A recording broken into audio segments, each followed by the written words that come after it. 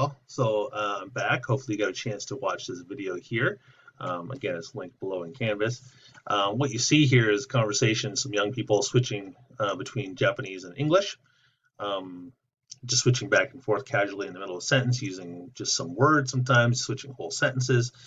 What you see is, again, an example of this classic idea of code switching, where they're switching between two literal languages or a variety of languages in a conversation.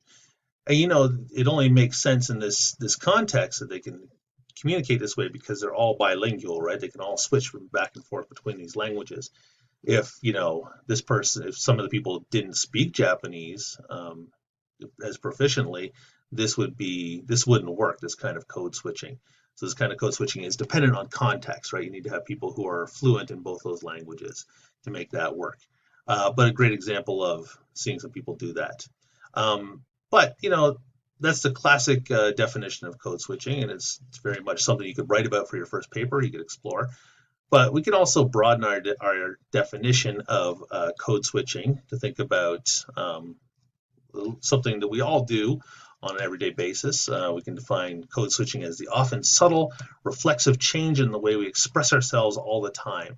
We're jumping between different cultural and linguistic spaces and different parts of our own identity, sometimes within a single interaction, right? So it's a good, nice definition of the way we jump between different kinds of codes. Imagine, if you will, you're having a conversation, or let's say you come into the classroom with your friend, pre-COVID days, I suppose, when you went into a classroom together with your friends, you're sitting there, you're chatting about your weekend, blah, blah, suddenly, not suddenly, but some of your fellow students come in, and so, you kind of change your conversation a bit. Maybe you don't add as spicy details as if you're talking with a friend, but you're still communicating about this. Then let's say your professor comes in, you might stop your conversation and think, okay, well, we'll talk about this later. This isn't something I want my professor to hear me talking about. It would seem, unprofessional or, whatever in front of that professor, right? So these are different codes that we use. That's how we can describe this, right? Different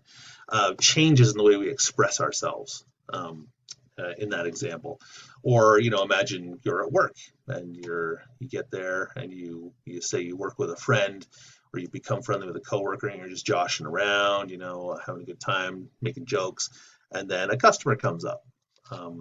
You obviously don't talk in the same way to a customer as you might with a coworker. You might tell rude jokes to a coworker, complain about customers. I've worked in customer service, I know what that's like, et cetera, et cetera. You might switch the way you're speaking because, with the customer, you might want to get a tip. You have to avoid, offending them, right? Because of the relationship that you have with that person, right? So the way you express yourself changes. You're not lying. You're not necessarily being fake or something like that, but you're changing the way you present yourself and the kind of language, body language, diction, facial expressions, all that kind of stuff you're going to alter in different situations, right? And, imagine the same situation at work. Your boss comes over.